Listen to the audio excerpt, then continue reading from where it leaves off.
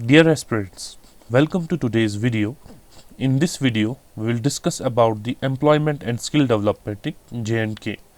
आज के इस वीडियो में हम कुछ बेसिक कॉन्सेप्ट्स को डिस्कस करेंगे, जैसे अनएम्प्लॉयमेंट रेट हम किसे बोलते हैं, लेबर फोर्स पार्टिसिपेशन रेट से क्या मतलब है, वर्कर पॉपुलेशन रेशियो क्या है, कौन कौन सी स्कीम्स जो है J&K गवर्नमेंट ने इंट्रोड्यूस की है एम्प्लॉयमेंट सिनारियो को इम्प्रूव करने के लिए, अनएम्प्लॉयमेंट रेट को कम करने के लिए, और कौन कौन से इंस्टीट्यूशंस जो हैं सेटअप किए गए हैं जिनका मैंडेट है कि एम्प्लॉयमेंट रेट को बढ़ाएं, अनएम्प्लॉयमेंट रेट को कम करें और यहाँ के जो यूथ है उनको स्पेशली जो है स्किल्स प्रोवाइड करें ताकि उनकी रेलेवेंसी जो है इंडस्ट्रियल सेक्टर में या किसी सर्विस सेक्टर में जो है एम्प्लॉयमेंट के लिए बढ़ जाए। ये सब चीज़ें डिस्कस करने से पहले एक ब्रीफ डिस्क्रिप्शन हमारी यूट्यूब चैनल के बारे में। आप हमारी चैनल को सब्सक्राइब कर सकते हैं यहाँ दिए गए हुए लिंक से, या अगर आपको नोट्स चाहिए हमारे वीडियोस के लिए, जो वीडियोस हमने यहाँ पे सेशंस दिए हैं उसके नोट्स अगर आपको चाहिए प्रिंटेड नोट्स, तो आप हमारे स्क्रीन पे दिए गए हुए नंबर पे कांटेक्ट कर सकते हैं, या अगर आपकी कोई भी क्वेरी है हमारे सेशंस के रिगार्डिंग तो इस नंबर पर आप हमें रीच आउट कर सकते हैं। सो चलिए आज हम स्टार्ट करते हैं हमारा chapter employment and skill development. पहले हम देखते हैं अनएम्प्लॉयमेंट रेट हम किसे बोलते हैं। It is the percentage of people in the labour force who are unemployed. ठीक है, सिंपल डेफिनेशन, कितने लोग हमारी लेबर फोर्स में से अनएम्प्लॉयड है उसको हम बोलते हैं, जब हम उसकी परसेंटेज कैलकुलेट करते हैं उसको हम बोलते हैं अनएम्प्लॉयमेंट रेट। लेबर फोर्स का मतलब है जितने भी लोग हमारी यूटी में काम करने को तैयार है, जो काम करने के लायक है, उसको बोलते हैं हम लेबर फोर्स। उस नंबर में से, इन लोगों में से कितने जो काम करने को तैयार हैं बट उनमें से कितने लोग अनएम्प्लॉयड हैं उसको बोलते हैं हम अनएम्प्लॉयमेंट रेट। ठीक है, तो यहां पे यही दिया मेंशन किया हुआ है कि जो हमारी लेबर फोर्स है, इसमें इंपॉर्टेंट कॉन्सेप्ट पहले आता है लेबर फोर्स का। जो हमारी लेबर फोर्स है उसमें से कितने लोग जो है एम्प्लॉयड है या अनएम्प्लॉयड है, तो उसके बेसिस पे हम डिटरमिन करते हैं हमारी अनएम्प्लॉयमेंट रेट। ठीक है, उसके बाद जो हमारा नेक्स्ट इंपॉर्टेंट कॉन्सेप्ट आता है वो है हमारा labour force participation rate. Labour force participation rate से हमारा क्या मतलब है? इसका मतलब है कि it is calculated as the labour force divided by the total working age population. ठीक है, सिंपल डेफिनेशन है कि हमारी टोटल जो वर्किंग एज पॉपुलेशन है, पहले वर्किंग एज पॉपुलेशन का कॉन्सेप्ट समझना जरूरी है कि वर्किंग एज पॉपुलेशन होता क्या है। यूजुअली इंडिया में जो है it is considered population in the age group of 15 to 59 years. ठीक है, इस एज ब्रैकेट में जो पॉपुलेशन आती है उसको हम वर्किंग एज पॉपुलेशन बोलते हैं। ठीक है, तो इसमें से कितने लोग ऐसे हैं जो काम करने को तैयार हैं, जो एम्प्लॉयमेंट सीक कर रहे हैं, या एम्प्लॉयमेंट ही नहीं बल्कि जो इंडस्ट्रियल सेक्टर में काम करने को तैयार है, एज लेबर काम करने को तैयार है, एज एम्प्लॉयज काम करने को तैयार है, उसको हम बोलते हैं लेबर फोर्स पार्टिसिपेशन रेट। अब आप बोलेंगे 15 to 59 में से इसका क्या मतलब है कि कितने लोग काम ढूंढ रहे हैं या काम करना चाहते हैं। देखिए, हो सकता है 20 साल का कोई आदमी है, वो अभी काम नहीं करना चाहता, वो अभी अपनी स्टडीज कंटिन्यू करना चाहता है। इसी तरह से कोई 25 साल की एज में जो है अभी MBBS अपना कर रहा है, कोई जो है BTech करने के बाद MTech कर रहा है, या कुछ और जो है ग्रेजुएशन के बाद पोस्ट ग्रेजुएशन देन PhD करना चाहते हैं। तो ये एज जो है 28-29 तक काफ़ी लोग जो है पढ़ना ही प्रेफर करते हैं। बट कुछ ऐसे भी हैं जो अपनी बेसिक क्वालिफिकेशन के बाद जो है काम करना शुरू करते हैं, बट किस एज ग्रुप में? इसी 15 to 59 में। तो इसमें से ऐसे लोग जो काम करने के लिए तैयार हैं उसको बोलते हैं हम लेबर फोर्स। और जब हम देखते हैं कि इसमें टोटल पॉपुलेशन क्या है, इस वर्किंग एज ग्रुप में टोटल पॉपुलेशन क्या है और इसमें कितने लोग काम करने को तैयार है, उसको बोलते हैं हम labour force participation rate. Then comes another important concept of worker population. इसका मतलब है total number of workers in a country and population in a country. Simple है, कितने लोग काम कर रहे हैं, total number of workers divided by total population in the country. तो अभी हमारे पास कितने लोग जो हैं हमारी यूटी में काम कर रहे हैं, कितने लोग जो है एम्प्लॉयड हैं, कितने लोग जो है एज लेबर काम कर रहे हैं, कितने लोग जो है अर्न कर रहे हैं, डिवाइडेड बाय हमारी टोटल पॉपुलेशन क्या है, उससे हमें पता चलती है हमारी वर्कर पॉपुलेशन रेशियो। तो ये कुछ बेसिक कॉन्सेप्ट से तीन, इन्हीं के बेसिस पे अब हम समझेंगे कि जे.एंड.के यूटी में जो है हमारा एम्प्लॉयमेंट अनएम्प्लॉयमेंट का सिनारियो क्या है। देखिए हमारी अब यूटी में अनएम्प्लॉयमेंट रेट क्या है। अनएम्प्लॉयमेंट रेट जो है पहले 2019-20 में 6.7% थी, ठीक है। 2019-20 में ये कम होते होते आ गई है 5.2% में इन द ईयर 2021-22 और 5.2% से ये फर्दर डिप हो गई है 4% में एज ऑफ नाउ, यानी कि एज ऑफ 2024 जो लेटेस्ट एस्टिमेट्स हमारे पास अवेलेबल है। तो आप देखिए अनएम्प्लॉयमेंट रेट जो है जे.एंड.के में धीरे धीरे जो है वो कम होती जा रही है। इसके पीछे क्या रीज़न है वो हम आगे वीडियोस में डिस्कस करेंगे कि कैसे गवर्नमेंट ने इस अनएम्प्लॉयमेंट रेट को कम लाया है।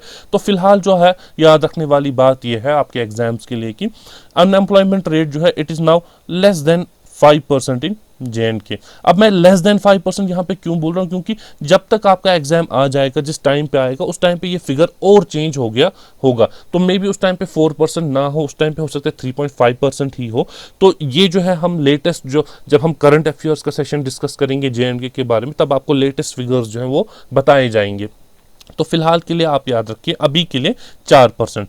इसी तरह से लेबर फोर्स पार्टिसिपेशन रेट कि हमारी वर्किंग एज पॉपुलेशन में से कितने लोग जो हैं अभी काम कर रहे हैं, वो क्या है अभी हमारा 56.3% था 2019-20 में और अब ये आ गया है 61.5% इन 2021-22। मतलब इंक्रीज हुआ है, ऑलमोस्ट 5% जो है इसमें इंक्रीज हुआ है फ्रॉम 2019-20 टू 2021-22। तो इसका मतलब जो है ज़्यादा से ज़्यादा लोग जो है वो एम्प्लॉयमेंट की तरफ आ रहे हैं, वो अपनी वेज बेस्ड एम्प्लॉयमेंट या सैलरी बेस्ड एम्प्लॉयमेंट जो है या एज ए सिंपल लेबर जो है वो काम करे या किसी भी सेक्टर में। तो कहने का मतलब है कि ये परसेंटेज जो है इंक्रीज हो गई है, more number of people now are now engaged as a labour. तो हमारी लेबर फोर्स पार्टिसिपेशन रेट जो है वो बढ़ गई है। इसी तरह से वर्कर पॉपुलेशन रेशियो मतलब total workers in the economy divide by total population, तो कितने हैं हमारे, ये था हमारा 52.5% इन 2019-20, वहां से बढ़कर ये आ गया है 58.3% इन द ईयर 2021 एंड 22। तो हमारा इस इंडिकेटर में भी जो है इंक्रीज देखने को मिल रहा है। तो चाहे अनएम्प्लॉयमेंट रेट हो, लेबर फोर्स पार्टिसिपेशन रेट हो या वर्कर पॉपुलेशन रेशियो हो, इन तीनों इंडिकेटर्स में जो है जे.एंड.के यूटी ने जो है अच्छी खासी प्रोग्रेस जो है वो अचीव कर ली है। और ये प्रोग्रेस तभी अचीव हो पाई है जब गवर्नमेंट ने इसमें स्पेसिफिक इंटरवेंशंस किए हैं। अब देखिए जो लेबर फोर्स पार्टिसिपेशन रेट है या हमारा वर्कर पॉपुलेशन रेशियो है, ये दोनों रूरल एरियाज में भी और अर्बन एरियाज में भी इम्प्रूव हुआ है। अगर हम कंपेयर करें 2019 के फिगर्स को 2021 के फिगर्स के साथ, तो यहाँ पे ये मेंशन करना क्यों ज़रूरी है, क्योंकि कहीं ऐसा न लगे कि सिर्फ अर्बन एरियाज़ में इंप्रूवमेंट आ रही है, नहीं, बल्कि रूरल एरियाज़ में भी काफ़ी इंप्रूवमेंट आई है। और वो इंप्रूवमेंट कैसे आई है, रूरल एरियाज़ के लिए गवर्नमेंट ने कुछ स्पेसिफिक स्कीम्स बनाई है एम्प्लॉयमेंट और स्किल डेवलपमेंट की, जो सिर्फ रूरल एरियाज़ को केटर करती है बल्कि अर्बन एरियाज़ को नहीं। तो उस वजह से जो है यहाँ पे दोनों एरियाज जो है हमारी यूटी के, इनमें प्रोग्रेस आ रही है। तो अगर हम जे.एंड.के की पॉपुलेशन के बारे में थोड़ा सा यहाँ पे एक कॉन्सेप्ट अंडरस्टैंड करें कि जे.एंड.के जो है it has young generation of people with about 69% of the population below the age of 35 years. ठीक है, मतलब आप देखिए हमारी जे.एंड.के की पॉपुलेशन जो है कितनी यंग है, 69% पॉपुलेशन है लेस देन 35 ईयर्स ऑफ। इसका मतलब जो इसको इकोनॉमिक्स में हम बोलते हैं डेमोग्राफिक डिविडेंड। इसका क्या मतलब है, देखिए डेमोग्राफी का मतलब है आम टर्म्स में, कॉमन मैन लैंग्वेज में हमारी पॉपुलेशन। ठीक है, हमारी पॉपुलेशन से जो डिविडेंड हमें मिल रहा है, जो बेनिफिट हमें मिल रहा है, जो प्रॉफिट हमें मिल रहा है, जो पॉजिटिव्स हमें मिल रहे हैं, उसको बोलते हैं हम डेमोग्राफिक डिविडेंड। अब जे.एंड.के का ये डेमोग्राफिक डिविडेंड जो है जे.एंड.के के पास ये क्यों है, क्योंकि यंग पॉपुलेशन है। यंग पॉपुलेशन को हम एजुकेट कर सकते हैं, स्किल्स प्रोवाइड कर सकते हैं, उनको एम्प्लॉयमेंट प्रोवाइड कर सकते हैं, जो फिर एम्प्लॉयमेंट में आके स्किल डेवलपमेंट अचीव करके या एजुकेशन पाके वापस अपनी कंट्री को बेनिफिट प्रोवाइड कर सकते हैं। एक कॉमन सेंस बात है, अगर आप एक यूथ को, एक यंग पॉपुलेशन को जो है प्रॉपरली उनके ऊपर काम करेंगे, उनकी प्रोग्रेस डेवलपमेंट के ऊपर काम करेंगे, तो कल को जब वो इकोनॉमी में कंट्रीब्यूट करेंगे तो उससे डेफिनेटली हमारी J&K यूटी को बेनिफिट मिलेगा, ओवरऑल हमारी कंट्री को भी बेनिफिट मिलेगा। तो इसी को बोलते हैं हम डेमोग्राफिक डिविडेंड। तो यहाँ पे जो है J&K के पास बहुत ज़्यादा पोटेंशियल है अपने यूथ के पावर को हार्नेस करने के लिए। अब इसी यूथ के पावर को हार्नेस करने के लिए गवर्नमेंट ने एक स्पेसिफिक मिशन बनाया है जिसको हम बोलते हैं मिशन यूथ। ठीक है, इस मिशन यूथ का काम क्या है? इस मिशन यूथ का काम है एम्पावरमेंट ऑफ यूथ। देखिए इसके नाम में ही लिखा हुआ है मिशन यूथ, मतलब सिर्फ यूथ पे काम करना है। तो यूथ को एम्पावर करें, यूथ के वेलफेयर के लिए, उसके लिए काम करें। कैसे काम करें, किस एरियाज में काम करें? First of all livelihood generation youth के लिए, दूसरा उनकी एजुकेशन के लिए, ठीक है, तीसरा उनकी स्किल डेवलपमेंट के लिए, उसके अलावा उनकी स्पोर्ट्स के लिए, रिक्रिएशन के लिए। तो यूथ को जिन जिन एरियाज में बेनिफिट मिल सकता है उन सब एरियाज को केटर कौन करता है? हमारा मिशन यूथ। अब मिशन यूथ जो है ये कैसे काम करता है? मिशन यूथ के अंडर जो है कुछ स्पेसिफिक स्कीम्स आती हैं, जैसे ये 3 इंपॉर्टेंट स्कीम्स हैं जो यूथ को केटर करती है। परवाज स्कीम है हमारे पास, मुमकिन है हमारे पास, और तेजस्वनी है। ये तीनों स्कीम्स को हम इन डिटेल अभी डिस्कस करेंगे। तो यहाँ पे आपको याद रखना है, सिर्फ अगर एग्जाम में आपसे पूछा जाए कि परवाज, मुमकिन, तेजस्वनी, इस स्कीम्स को इंप्लीमेंट कौन करता है? उसको इंप्लीमेंट करता है मिशन यूथ। और ये किन के लिए ये स्कीम्स है? ये J&K के यूथ की डेवलपमेंट के लिए ये स्कीम्स बनाई गई है। इसी तरह से इन स्कीम्स के जरिए जो है यूथ के लिए एम्प्लॉयमेंट अपॉर्चुनिटीज जो है वो क्रिएट की जाती है। तो मेनली इन स्कीम्स का मकसद जो है वो है एम्प्लॉयमेंट जनरेशन। ठीक है, इसी तरह से हमारे पास स्किल डेवलपमेंट के लिए एक स्पेसिफिक स्कीम बनाई गई है जिसको बोलते हैं स्ट्राइव स्कीम, यानी कि skill strengthening for industrial value enhancement. देखिए इसकी स्कीम के नाम में ही पता चलती है स्कीम किस लिए है। इस स्कीम का मकसद है स्किल्स डेवलप करना यूथ की, किस लिए? ताकि उनका इंडस्ट्रियल वैल्यू जो है वो बढ़ जाए। मतलब फॉर एग्जांपल कोई जो है डिप्लोमा करके अभी फ्रेशली पास आउट हुआ है, क्या उस यूथ के पास वैसी स्किल्स है कि वो डायरेक्टली किसी इंडस्ट्री में काम करे? क्योंकि थ्योरेटिकल नॉलेज और प्रैक्टिकल नॉलेज में जो है काफ़ी ज़मीन आसमान का फ़र्क होता है। हम जो स्कूल्स एंड कॉलेजेस में पढ़ते हैं उस नॉलेज को इम्प्लीमेंट करना किसी इंडस्ट्री में, तो वो जो है एक काफ़ी डिफरेंट टास्क है।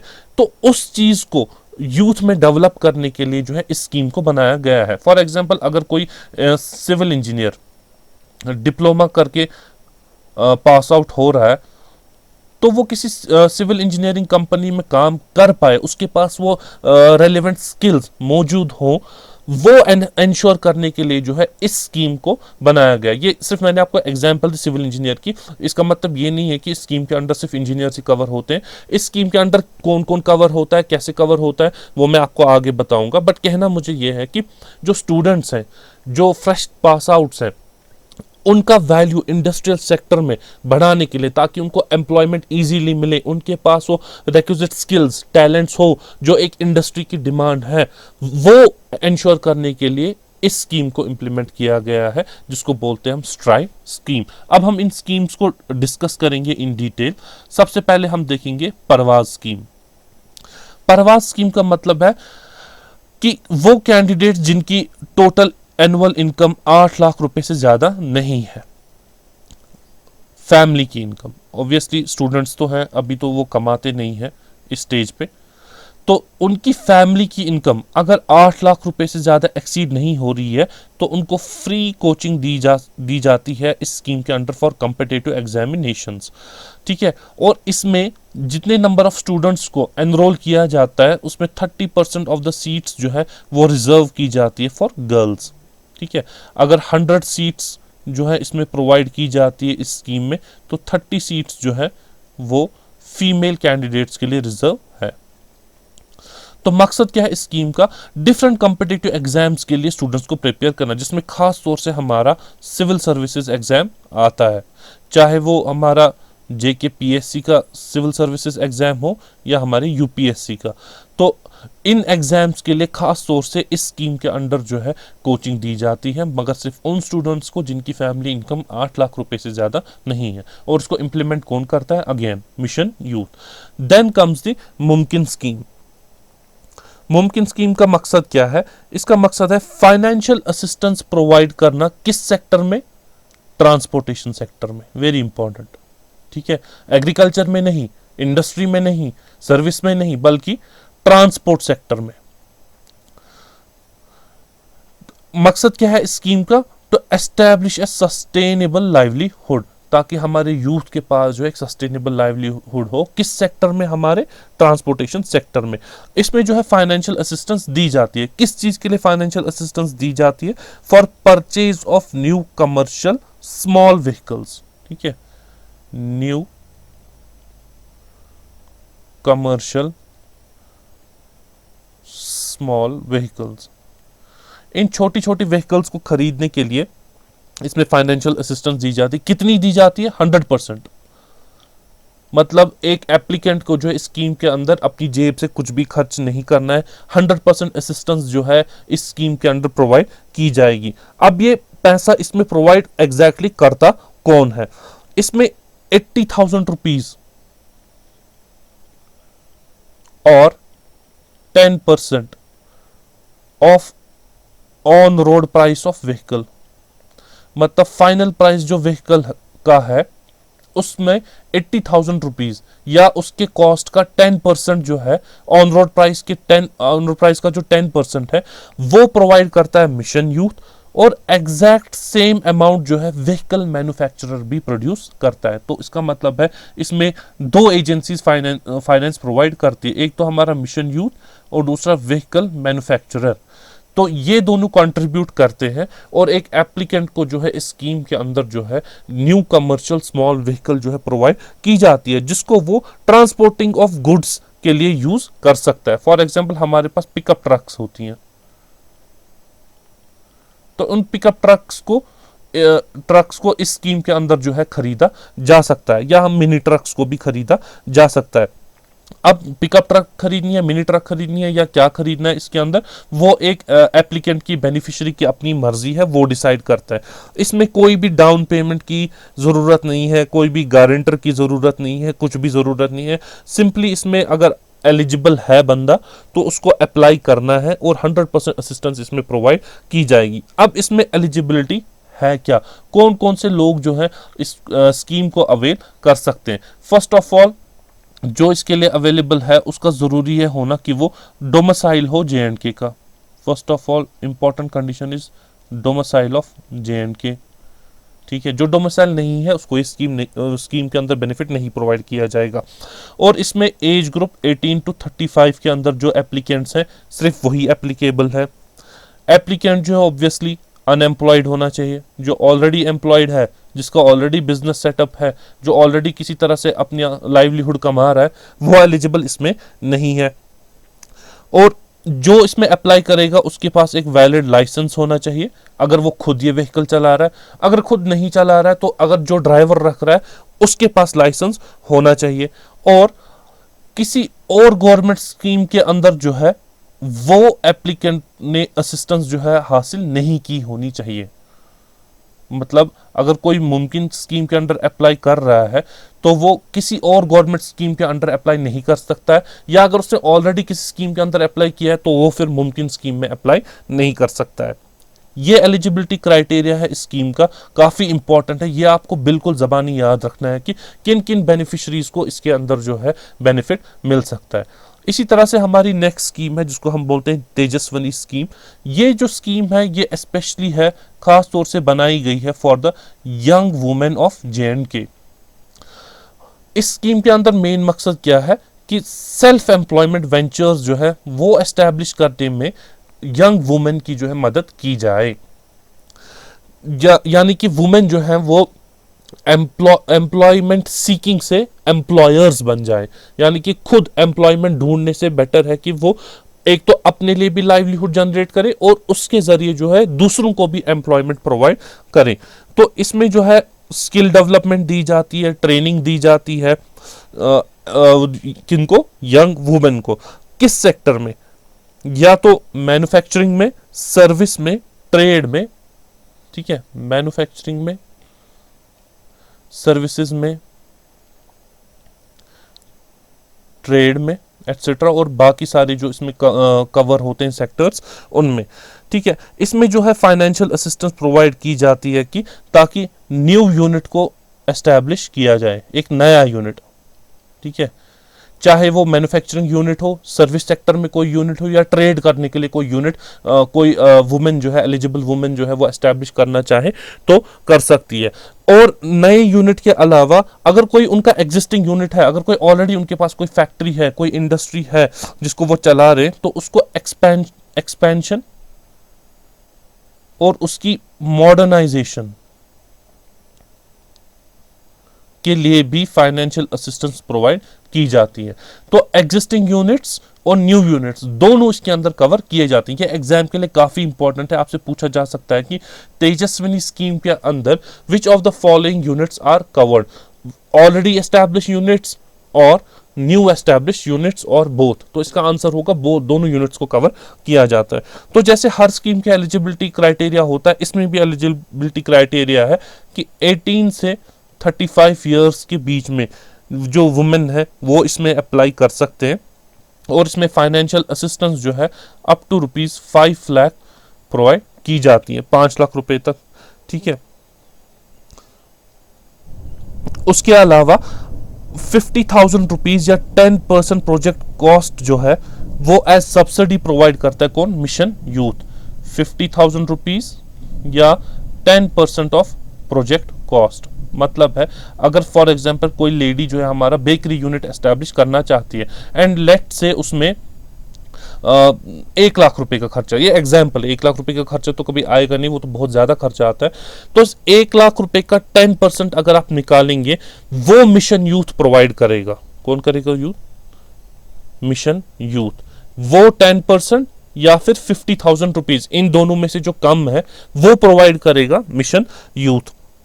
और अगर इस स्कीम के अंदर जो लोन प्रोवाइड होता है उस लोन पे भी जो इंटरेस्ट कंपोनेंट है वो भी मिशन यूथ जो है वो प्रोवाइड करता है। आप देखिए कितने बेनिफिट है। तो ना कि सिर्फ इसमें ये प्रोजेक्ट कॉस्ट या 50,000 रुपीज, बल्कि जो लोन अवेल करते हैं इस स्कीम के अंदर उस पे जो इंटरेस्ट आता है वो इंटरेस्ट कंपोनेंट भी कौन पे करता है? Mission youth. तो लिटरली आप मानिए एक हिसाब से इसमें लोन भी फ्री ही मिलता है बेनिफिशरीज को।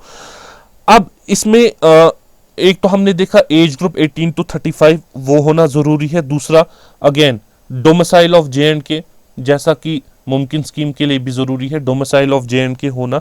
और उसके अलावा क्वालिफिकेशन यहाँ पे जरूरी है। क्वालिफिकेशन यहाँ पे क्या होनी चाहिए? एटलीस्ट 10th पास किया हुआ होना चाहिए, और उसके ऊपर जो है जो भी कोई क्वालिफिकेशन होगी वो तो बोनस ही है, बट मिनिमम क्वालिफिकेशन जो है मैट्रिक पास होना चाहिए। और इसमें फाइनेंशियल असिस्टेंस जो है उन वुमेन को भी प्रोवाइड की जाती है जिनकी शेयर होल्डिंग किसी यूनिट में 50% से ज्यादा है, ठीक है। मिसाल के तौर पर अगर कोई यूनिट एग्जिस्ट कर रहा है जिसका वैल्यू जो है लेट से 1 करोड़ है, ठीक है, कम से कम 51 लाख का शेयर जो है अगर एप्लीकेंट का होगा ऐसे यूनिट में, तो उस एप्लीकेंट को भी बेनिफिट जो है तेजस्विनी स्कीम के अंदर जो है प्रोवाइड किया जाता है। तो आप देखिए डिफरेंट तरह से women in the age group 18 to 35 इस स्कीम के अंदर जो है बेनिफिट ले सकते हैं। अगर हम इसका एक क्विक रिकैप करें कि किस किस तरह से बेनिफिट मिल सकता है, मैक्सिमम जो है इसमें 5 लाख रुपए की असिस्टेंस भी प्रोवाइड की जाती है थ्रू बैंक्स। उस पे जो लोन लगता है उस लोन पे जो इंटरेस्ट लगता है वो मिशन यूथ पे करता है। और या तो मिशन यूथ इसमें 50,000 रुपीज भी कॉस्ट प्रोवाइड करता है प्रोजेक्ट का, या फिर 10% ऑफ द प्रोजेक्ट कॉस्ट। अब इन दोनों में से जो कम है उसमें वो कॉस्ट जो है मिशन यूथ प्रोवाइड करता है। बट इसमें जो है एलिजिबिलिटी क्राइटेरिया जो है वो मीट आउट करना है। फॉर डोमिसाइल ऑफ JNK होना चाहिए, 18 to 35 एज ग्रुप होना चाहिए, और मिनिमम क्वालिफिकेशन जो है वो मैट्रिकुलेशन होनी चाहिए। या अगर कोई एग्जिस्टिंग यूनिट है जिसमें किसी फीमेल की शेयर होल्डिंग 50% से ज़्यादा है, तो उसको भी जो है इस स्कीम के अंदर बेनिफिट प्रोवाइड किया जाता है। Then comes again our next scheme of skill development, जिसको हम बोलते हैं skill strengthening for industrial value enhancement या स्ट्राइव स्कीम। ये स्ट्राइव स्कीम है क्या? स्ट्राइव स्कीम जो है ये world bank assisted government of India project है। वेरी इंपॉर्टेंट कि इस स्कीम में मदद कौन कर रहा है इंप्लीमेंटेशन में? इट इज वर्ल्ड बैंक, ठीक है, एंड गवर्नमेंट ऑफ इंडिया। मकसद क्या है इस स्कीम का? कि हम एफिशिएंसी ऑफ स्किल्स या स्किल डेवलपमेंट ट्रेनिंग जो है प्रोवाइड करें through industrial training institutes and apprenticeship programmes भी। ये मैं आपको यहाँ पे एक्सप्लेन करता हूँ इसका मतलब क्या है। स्किल डेवलपमेंट तो आपको ऑलरेडी मैंने बताया क्या है, थ्रू इंडस्ट्रियल ट्रेनिंग इंस्टीट्यूट। देखिए यहाँ पे JNK में जो है कुछ ITIs जो है सेटअप किए गए हैं, जिनका मकसद है कि जो हमारे यूथ है उनको वो स्किल्स प्रोवाइड किए जाए जिसके ज़रिए से उनको गेनफुल एम्प्लॉयमेंट मिल सकती है in the industrial sector. For example मैंने आपको जैसे अभी सिविल इंजीनियर के बारे में बताया था कि वो फ्रेशली पास आउट है, बट उसके पास वो स्किल्स नहीं है जो सिविल इंजीनियरिंग कंपनी में चाहिए। या कोई इलेक्ट्रिशियन का काम करना चाहता है, उसने डिप्लोमा किया हुआ है बट उसके पास वो स्किल्स अभी नहीं है जो एज इलेक्ट्रिशियन वो काम कर पाए। तो ये वाले स्किल्स किन इंस्टीट्यूट्स के थ्रू प्रोवाइड किए जाते हैं? उनको बोलते हैं हम ITIs या इंडस्ट्रियल ट्रेनिंग इंस्टीट्यूट्स। और इसमें अप्रेंटिसशिप प्रोग्राम्स भी जो है, अप्रेंटिसशिप प्रोग्राम्स का मतलब है फॉर एग्जांपल आप किसी ITI के थ्रू किसी कंपनी में जो है काम करते हैं on the basis of the stipend. Stipend का मतलब है छोटा सा आपको उस पर पेमेंट भी मंथली की जाती है। वो सैलरी नहीं होता है बट एक तरह का ऑनरेरियम होता है जिसको हम स्टाइपेंड बोलते हैं। तो आप उस कंपनी में काम क्यों करते हैं? ताकि आपकी स्किल्स जो है वो डेवलप हो जाए। जब आप एक्चुअल कंपनी में काम करेंगे, जब वहां पे आप काम सीखेंगे, तो आपको एक्चुअली में पता चलेगी कि इंडस्ट्री की डिमांड क्या है, काम कैसे करना है और क्या क्या जो है रिक्वायरमेंट्स मेरे अंदर होनी चाहिए ताकि मुझे एम्प्लॉयमेंट मिले। तो एक तो आपको इस कंपनी में सिखाते भी हैं, आपकी स्किल्स डेवलप करते हैं, और आपको जो है स्टाइपेंड भी पे किया जाता है ताकि आप अपने इस ट्रेनिंग पीरियड में खुद को सस्टेन भी करें। तो उसी को बोलते हैं हम अप्रेंटिसशिप। तो मेन मकसद जो है इस स्कीम का, स्ट्राइव स्कीम का, वो है स्किल्स प्रोवाइड करना, इंडस्ट्री रिलेटेड स्किल्स प्रोवाइड करना।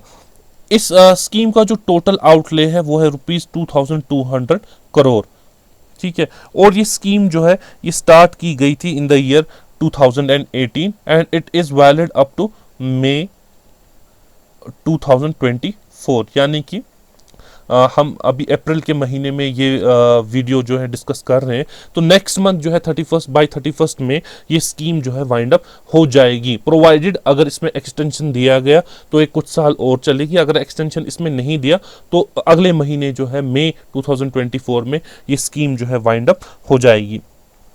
तो इस स्कीम में जो है SMEs, small to medium enterprises को इन्वॉल्व किया जाता है। मतलब जैसे मैंने आपको बोला ITIs जो है किसी कंपनी में जो है स्टूडेंट्स को भेजते हैं for learning the actual real skills, hands on training provide करने के लिए। वो कौन सी इंडस्ट्रीज यूजुअली होती हैं? स्मॉल एंड मीडियम एंटरप्राइजेस, ठीक है। बहुत बड़ी इंडस्ट्रीज में भी नहीं भेजते हैं क्योंकि उतनी ज़्यादा रिक्वायरमेंट भी नहीं है, बल्कि स्मॉल एंड मीडियम एंटरप्राइजेस के जरिए भी स्किल डेवलपमेंट जो है वो पॉसिबल हो सकती है। तो इसका मकसद जो है एक तो स्किल्स प्रोवाइड करना है, दूसरा हमारी मार्केट रेलिवेंस को बढ़ाना। मतलब जब आप ITI से स्किल्स सीख कर पास आउट हो जाएंगे तो आपके पास उतना ज़्यादा टैलेंट डेवलप हो गया होगा कि आप किसी कंपनी में जब अप्लाई करेंगे एम्प्लॉयमेंट के लिए, ठीक है, तो वहाँ पे आपके पास वो स्किल्स ऑलरेडी मौजूद होंगे जो उस कंपनी की रिक्वायरमेंट होगी। तो इससे आपकी मार्केट रेलिवेंस जो है वो बढ़ जाती है। आप जो एम्प्लॉयमेंट का जो मार्केट है, जो इंडस्ट्रियल मार्केट है, उसमें आप और ज़्यादा रेलिवेंट हो जाते हो। थ्योरेटिकल नॉलेज से प्रैक्टिकल नॉलेज की तरफ जो है आप मूव इस स्कीम के अंदर हो जाते हो। तो इसमें जो है टोटल ऑलमोस्ट अराउंड 500 ITIs को जो है कवर किया गया है, जो ये स्किल डेवलपमेंट ट्रेनिंग प्रोवाइड करते हैं। इसी तरह से हमारी नेक्स्ट स्कीम है JNK rural employment generation programme. ठीक है, इस स्कीम का मकसद क्या है कि प्रोडक्टिव एंटरप्राइजेस सेटअप हो in the micro industrial sector. ठीक है, प्रोडक्टिव एंटरप्राइजेस,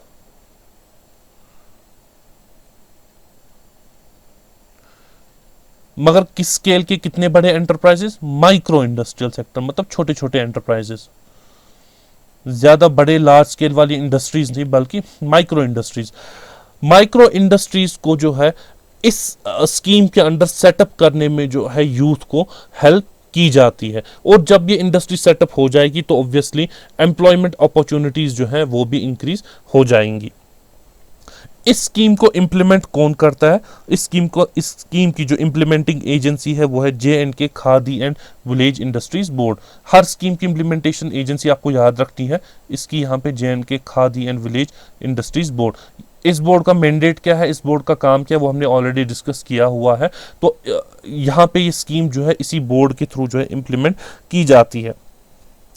एक तो इस बोर्ड के थ्रू इंप्लीमेंट की जाती है, और साथ साथ इसको इंप्लीमेंट करने में हमारे जो कंसर्न डेप्यूटी कमिश्नर्स होंगे वो हेल्प करते हैं, या हमारे डिस्ट्रिक्ट के जो लीड बैंक मैनेजर्स हैं, लीड बैंक मैनेजर का मतलब होता है उस बैंक का मैनेजर जिसको ये जॉब असाइन किया गया हो कि वो उस एरिया की डेवलपमेंट में जो है कंट्रीब्यूट करे।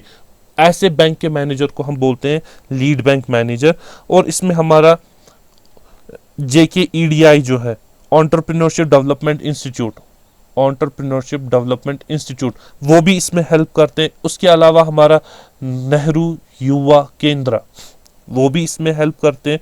और डायरेक्टोरेट ऑफ इंडस्ट्रीज, जिसको हम शॉर्ट में बोलते हैं DIC, वो भी इसमें हेल्प करता है। तो आप देखिए डिफरेंट एजेंसीज, इसमें काफ़ी सारी एजेंसीज इन्वॉल्व है। मकसद सिर्फ यही है कि माइक्रो एंटरप्राइजेस को एस्टैब्लिश करने में हेल्प की जाए। ये जो है इन एजेंसीज का काम क्या है? इनका यूजुअली काम होता है बेनिफिशरीज को आइडेंटिफाई करना और इंश्योर करना इस स्कीम का बेनिफिट जो है इन बेनिफिशरीज तक पहुंच जाए। अब इसमें किस तरह की इंडस्ट्री आप सेटअप करेंगे उसके बेसिस पे जो है फाइनेंस प्रोवाइड किया जाता है। अगर आप कोई इंडस्ट्री मैन्युफैक्चरिंग, एग्रीकल्चर या हॉर्टिकल्चर सेक्टर में एस्टैब्लिश करते हैं, मैन्युफैक्चरिंग, एग्रीकल्चर, हॉर्टिकल्चर, इन तीन में अगर आप सेटअप करते हैं तो आपको इसमें 25 लाख रुपए का बेनिफिट प्रोवाइड किया जाता है। ठीक है, मैक्सिमम जो इसमें आपको असिस्टेंस प्रोवाइड की जाएगी वो है 25 लाख रुपए। अगर आप जो है कोई यूनिट एस्टैब्लिश करते हैं सर्विस सेक्टर में या ट्रेडिंग में, तो इसमें आपको 10 लाख रुपए का बेनिफिट जो है वो प्रोवाइड किया जाता है।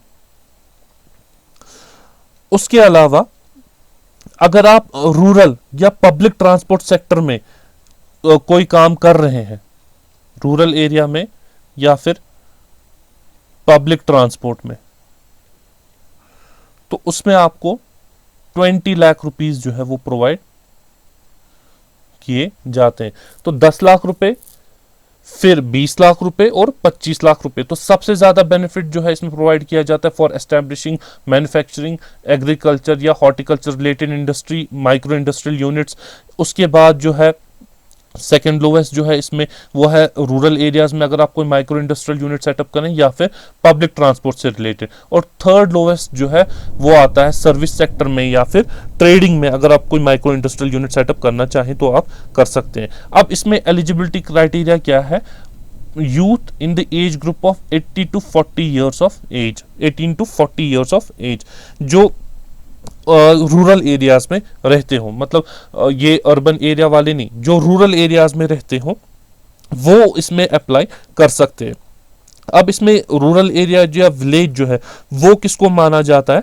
जहां पे पॉपुलेशन जो है लेस देन होगी 20,000।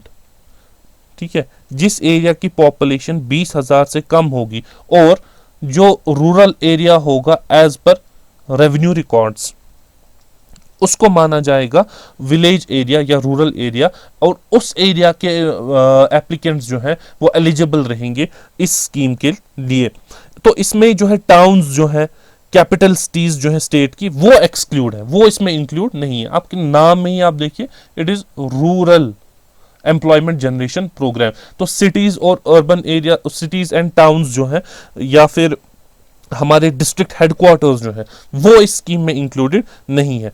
हाँ, जैसा आपने अभी पिछली कुछ स्कीम्स में देखा कि एक इनकम सीलिंग होती थी, जैसे अगर किसी की इनकम 8 लाख रुपए से ज़्यादा है तो उसको बेनिफिट नहीं मिलता है उस स्कीम का। इसमें ऐसा कुछ नहीं है, इसमें कोई इनकम सीलिंग नहीं है, इनकम बार इसमें नहीं है। इसमें सिर्फ आप इस एज ग्रुप में आने चाहिए, ऐसे वाले एरियाज में आनी चाहिए जिसकी पॉपुलेशन 20,000 से कम हो या वो रूरल एरिया हो। और जो ये डिफरेंट कैटेगरीज यहाँ पे है, इसमें आप माइक्रो इंडस्ट्रियल यूनिट जो है एस्टैब्लिश करना चाहते हो तो आपको इसमें असिस्टेंस प्रोवाइड जो है वो की जाएगी। अब असिस्टेंस इसमें किस लेवल की प्रोवाइड की जाती है, कितनी प्रोवाइड की जाती है, उसमें जो है बेनिफिशरी को जो है खुद कंट्रीब्यूट करना पड़ता है 5% ऑफ द प्रोजेक्ट कॉस्ट, मतलब 5% प्रोजेक्ट का जो कॉस्ट है वो बेनिफिशरी को खुद बियर करना है। उसके बाद गवर्नमेंट जो है सब्सिडी प्रोवाइड करती है 35%, और बैंक जो है वो लोन प्रोवाइड करता है, बैंक क्रेडिट प्रोवाइड करता है अप टू 60%। तो ये टोटल हमारा 100% हो रहा है। तो सबसे कम कंट्रीब्यूशन बेनिफिशरी को देना पड़ता है और सबसे ज्यादा जो है इसमें बैंक कंट्रीब्यूट करता है। Then comes the another important scheme, that is prime minister employment generation programme. ठीक है, इस प्रोग्राम का मकसद क्या है? इस प्रोग्राम का मकसद है generation of employment opportunities through establishment of micro enterprises in rural and urban areas both. तो इसमें दोनों एरियाज कवर होते हैं हमारे, रूरल एरियाज भी एंड अर्बन एरियाज भी। मेन मकसद क्या है? माइक्रो इंडस्ट्रियल यूनिट्स को जो है, माइक्रो एंटरप्राइजेज को जो है इस स्कीम के अंदर जो है वो सेटअप किया जाता है। अब इसकी इम्प्लीमेंटेशन एजेंसी कौन है? इसमें khadi and village industries board है, और उसके अलावा khadi and village industries commission जो है वो भी है, और DIC, जैसे हमने पीछे भी अभी देखा था कि directorate of industries and commerce, DIC, वो भी इसमें इन्वॉल्व है। तो 3 एजेंसी इसमें इन्वॉल्व है इम्प्लीमेंटेशन में। तो इसमें हेल्प कैसे प्रोवाइड की जाती है? Again it is credit linked subsidy scheme. Credit link subsidy का मतलब क्या है? अगर इसके अंदर जो है कोई क्रेडिट प्रोवाइड किया जाता है किसी बेनिफिशियरी को फॉर एस्टैब्लिशमेंट ऑफ यूनिट, तो उस पे जो सब्सिडी है वो प्रोवाइड की जाती है इस स्कीम के अंदर। ठीक है, तो गवर्नमेंट ऑफ इंडिया जो है थ्रू KVIC इसमें मार्जिन मनी जो है वो बेनिफिशरीज को प्रोवाइड करता है। मार्जिन मनी, आपको अगर लोन्स का थोड़ा सा कॉन्सेप्ट होगा कि जब भी हम कोई लोन लेते हैं फॉर कमर्शियल पर्पस, तो उसमें हमें थोड़ा सा मार्जिन मनी देना पड़ता है। मार्जिन, या कोई भी लोन अगर आप लेंगे उसमें मार्जिन मनी मतलब उस लोन को लेने के लिए थोड़ा सा आपको खुद भी कंट्रीब्यूट करना पड़ता है। वो बिल्कुल थोड़ा सा अमाउंट होता है, तभी उसको बोलते हैं मार्जिन मनी। मतलब लेट्स से अगर आप 1 लाख रुपए का लोन ले लें, तो लेट्स से अगर आपको बैंक बोल रहा है कि 5,000 रुपये आप पहले खुद भी कंट्रीब्यूट करें, तो उसको बोलते हैं मार्जिन मनी। ये मार्जिन मनी जो है गवर्नमेंट प्रोवाइड करती है। इसमें बेनिफिशियरी को इसमें कोई मार्जिन मनी खुद से अपनी जेब से नहीं देना पड़ता है। तो इसकी भी एलिजिबिलिटी क्राइटेरिया क्या है? इसमें जो एलिजिबल बेनिफिशरीज हैं उनकी एज जो है कम से कम 18 ईयर्स ऑफ एज होनी चाहिए, 18 एंड अबव। ठीक है, अपर एज का इसमें कोई लिमिट नहीं है, बल्कि इसमें लोअर एज का लिमिट है वो है 18 ईयर्स। और इसी तरह इसमें कोई इनकम सीलिंग नहीं चाहिए। ठीक है, इनकम अपर लेवल जो है इनकम की वो भी इसमें नहीं है, ना ही लोअर लेवल है, कोई इनकम सीलिंग इसमें नहीं है। प्रोजेक्ट को इसमें जो अगर प्रोजेक्ट है वो किस किस सेक्टर में जो है एस्टेब्लिश किया जा सकता है? For example manufacturing sector,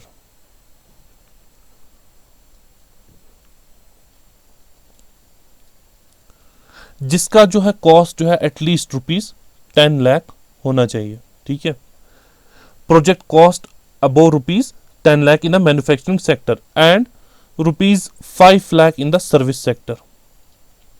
service sector में 5 लाख रुपए। ठीक है, तो ये जैसे हर स्कीम में डिफरेंट कैटेगरीज में डिफरेंट असिस्टेंस प्रोवाइड की जाती है, इस स्कीम में भी ऐसा ही है। और बेनिफिशरीज की जो है मिनिमम क्वालिफिकेशन जो है वो 8th स्टैंडर्ड पास आउट होनी चाहिए, 8th क्लास उन्होंने क्लियर किया होना चाहिए, वो इसमें एलिजिबल हैं अप्लाई करने के लिए। बट इस स्कीम के अंदर सिर्फ न्यू यूनिट्स सेटअप किए जा सकते हैं, ऑलरेडी एग्जिस्टिंग यूनिट्स जो है वो कवर नहीं है स्कीम के अंदर।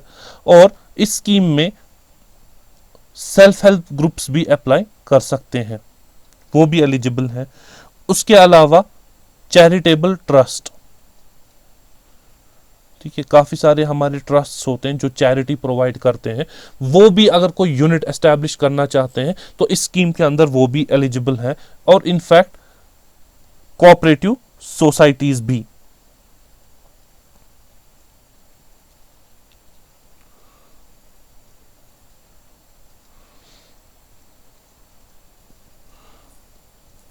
ठीक है, एग्जिस्टिंग यूनिट जैसा मैंने आपको बोला, या वो वाले यूनिट जो ऑलरेडी कोई सब्सिडी ले रहे हैं, वो इस स्कीम के अंदर कवर नहीं किए जाते हैं। इस स्कीम का मकसद है कि नए नए यूनिट्स जो हैं वो बनाए जाएं, किस किस सेक्टर में, मैन्युफैक्चरिंग सेक्टर में और सर्विस सेक्टर में। तो आप जिस सेक्टर में इन्वेस्ट करना चाहते हैं अकॉर्डिंगली उसमें फाइनेंशियल असिस्टेंस जो है वो प्रोवाइड की जाएगी।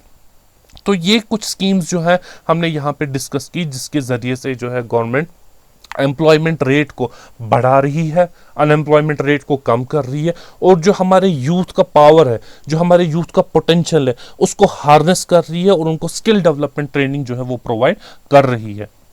तो हमारे इस चैप्टर में इतना ही है। हम अपने नेक्स्ट चैप्टर में अब डिस्कस करेंगे बैंकिंग सेक्टर ऑफ J&K। तो हम मिलते हैं हमारे नेक्स्ट चैप्टर में। Till then, good bye, thank you.